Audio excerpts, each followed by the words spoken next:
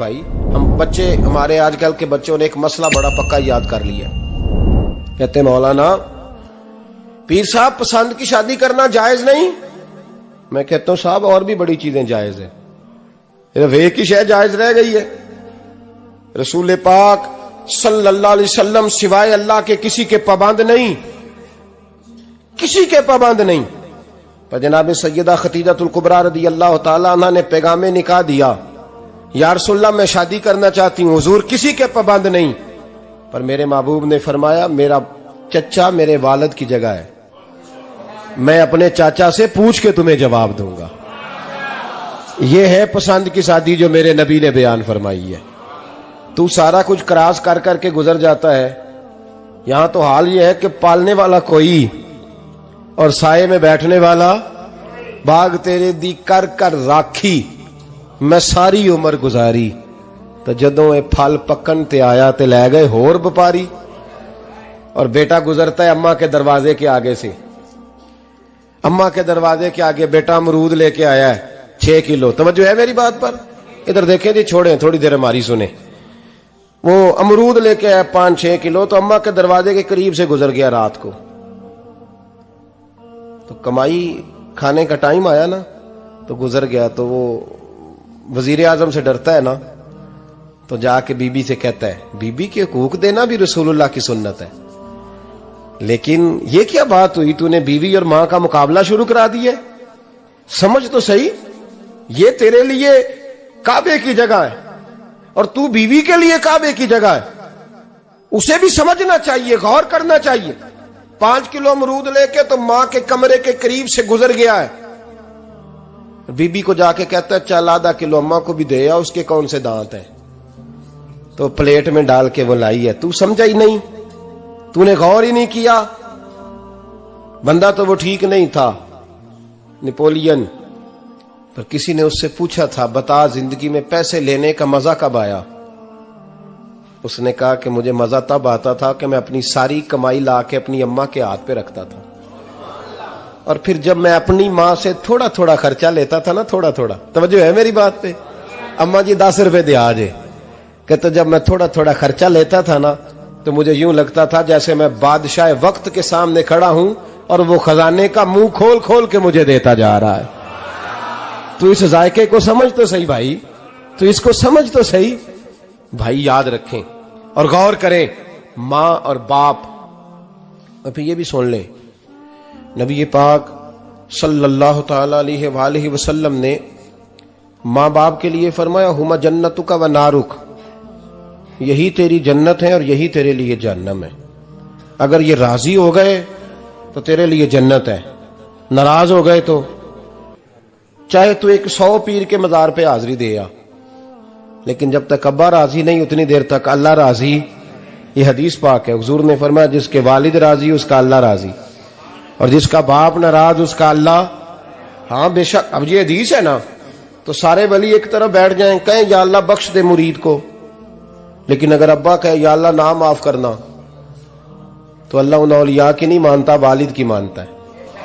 اس لیے بلے شاہ سمانی اڈدیاں پڑھنا ہے, جیڑا گھر بیٹھا انہوں پڑھیا ہی نہیں. بھائی یاد رکھو, ماں باپ سے پیار کرو, ان کی خدمت کرو, ان کے پاس بیٹھا کرو, اور ماں باپ کو ٹائم دیں, وقت دیں, چند گھڑیاں ان کے پاس بیٹھیں. آپ یقین کریں ابا جی سے آپ مشورہ کر لیں, صرف مشورہ, مرضی بے شک اپنی کریں, لیکن اس مشورے میں آپ کو اتنا سایہ ملے گا کہ زندگی میں کبھی ناکامی نہیں ہوگی. پر اسی سجن دی مننی ابے دی نہیں مننی. وہ پھٹے پہ جو نلائق ہماری طرح کا بیٹھا ہے اس سے مشورہ لینا ہے, والد سے نہیں لینا. باپ کے پاس بیٹھیں, اس سے مشورہ لیں. میرے ابا جی کسان تھے, میں نے اپنی زندگی میں ڈھیروں چیزیں اپنے باپ سے سیکھی ہیں, درجنوں چیزیں سیکھی ہیں. میرے والد بڑے خوددار تھے, مزاج میں عجیب سی خودداری تھی. کوئی بندہ کبھی حال پوچھ لیتا تھا نا کہ حالات کس طرح کے ہیں, تو فرماتے تھے بھائی اگر بتانا ہوا تو اپنے اللہ کو بتاؤں گا. الحمدللہ بڑا فضل ہے, میں نے ان کے ہاتھوں پہ ہمیشہ چھالے دیکھے, ہمیشہ چھالے, لیکن ان کا ہاتھ کبھی کسی دنیا دار کے سامنے پھیلتا ہوا نہیں دیکھا.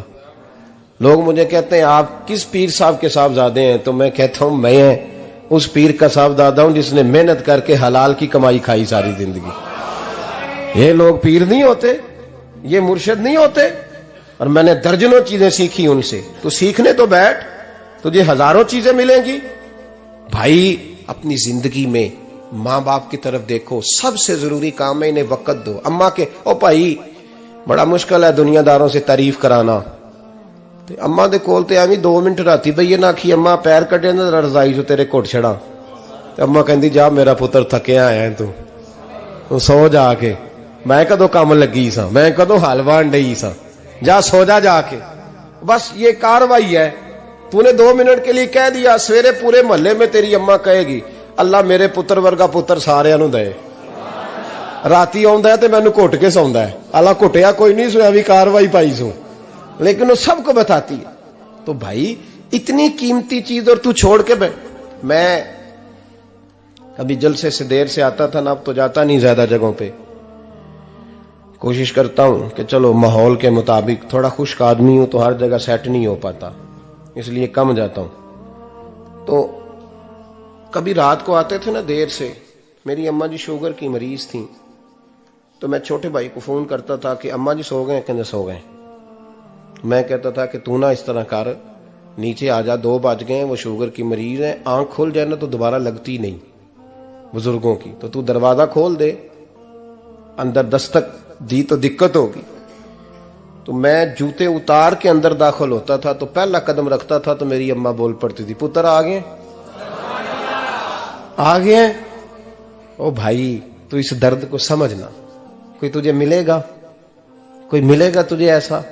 اب میں دور دراز بھی چلا جاتا ہوں، ان کی زندگی میں نہیں جا پایا، کہتے ہیں ہم نے نہیں جانا، گھر میں رہنا ہے۔ اس کیف کو سمجھ لے، اس دولت کے قریب ہو جا۔ حضرت ابو ہریرہ رضی اللہ تعالیٰ عنہ فرماتے ہیں میری اماں بوڑھی تھیں، میں ان کی خدمت کرتا تھا۔ باپ کی خدمت اور ماں کی خدمت سب کے حصے میں نہیں آتی، یہ رب جسے محبوب رکھتا ہے اسے یہ موقع عطا کرتا ہے۔ خوش نصیب ہے جسے بوڑھا باپ ملے اور وہ نوکری کرے، خوش قسمت ہے جس کو بیمار ماں ملے اور وہ نوکری کرے۔ حضرت ابو ہریرہ فرماتے ہیں میری اماں بوڑھی تھیں تو ان کا معدہ کمزور ہو گیا تھا، تو میں اٹھا کے پخانہ پیشاب کرتا تھا تو کئی دفعہ میرے اوپر کر دیتی تھی۔ یہ حضرت ابن جوزی علیہ رحمہ نے اس کو لکھا ہے، فرماتے ہیں میرے دل میں خیال آتا تھا کہ میں بڑا خدمت گزار ہوں اپنی ماں کا۔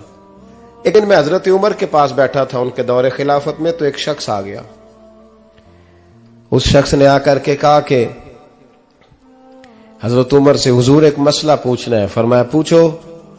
وہ کہنے لگا حضور میری اماں بوڑھی ہو گئی ہے، بیمار رہتی ہے، مریضہ ہے، مجھے آواز دیتی ہے بیٹے پیشاب آیا ہے، آواز دیتی ہے تو میں اماں کو اٹھاتا ہوں، ابھی میں بیت الخلاء تک واش روم تک جاتا نہیں کہ میری اماں میرے اوپر پیشاب کر دیتی۔ حضرت عمر سے کہنے لگا حضور بچپن میں اماں پہ پیشاب کرتا تھا، اب اماں میرے اوپر کر دیتی ہے تو حق ادا ہو گیا نا۔ حضرت ابو ہریرہ کہتے ہیں جب اس نے سوال پوچھا تو میرے بھی کان کھڑے ہو گئے۔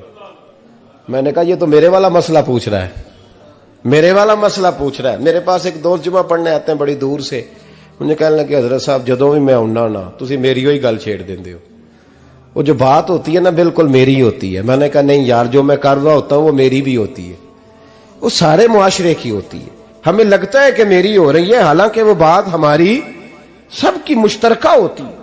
سن لے اور یاد رکھ لیں۔ حضرت ابو ہریرہ فرماتے میرے کان کھڑے ہو گئے، میں نے کہا اس نے تو میری بات پوچھنی شروع کر دی۔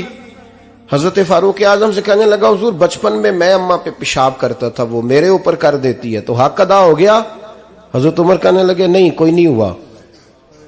اس نے کہا حضور مجھے سمجھائیں، وہ سارے کام جو میں اماں کے ساتھ کرتا تھا اماں میرے ساتھ کرتی ہے تو کیوں نہیں ہوا؟ حضرت عمر کہنے لگے بھائی پیشاب تو بھی اماں پہ کرتا تھا اور اماں بھی تیرے اوپر کرتی ہے، پر تیری اور تیری ماں کی سوچ میں بڑا فرق ہے۔ اس نے کہا حضور کس طرح؟ تو کیا جواب ہے سیدنا فاروق اعظم کا، لو کان نبی بعد لکان عمر ابن خطاب، کیا جواب ہے؟ حضرت عمر فرمانے لگے تیری اور تیری ماں کی سوچ میں بڑا فرق ہے۔ کہا حضور کس طرح؟ فرمایا جب تیری اماں تیرے اوپر پیشاب کرتی ہے نا تو تو دعا کرتا ہے کہ یا اللہ بوڑھی ہو گئی ہے اسے پردہ دے دے، اور جب تو اپنی اماں پہ پیشاب کرتا تھا تو وہ دعا کرتی تھی یا اللہ میرے لال کو لمبی زندگی عطا فرما۔ فرمایا یہ تیرا اور اس کا فرق ہے، تو پردے کی دعائیں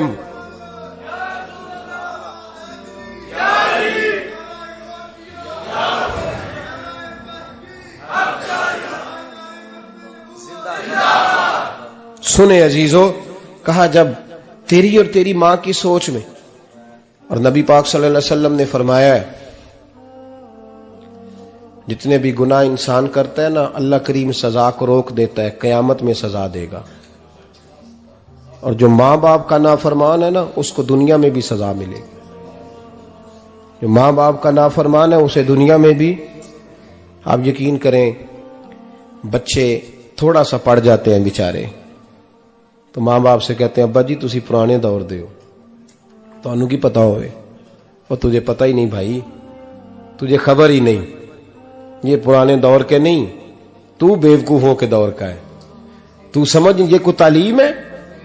اکبر الہآبادی نے کہا تھا ہم ایسی لاکھوں کتابیں قابل ضبطی سمجھتے ہیں، ضبط کرنے کو دل کرتا ہے، ہم ایسی لاکھوں کتابیں قابل ضبطی سمجھتے ہیں جن کو پڑھ کے بیٹے باپ کو خبتی سمجھتے ہیں۔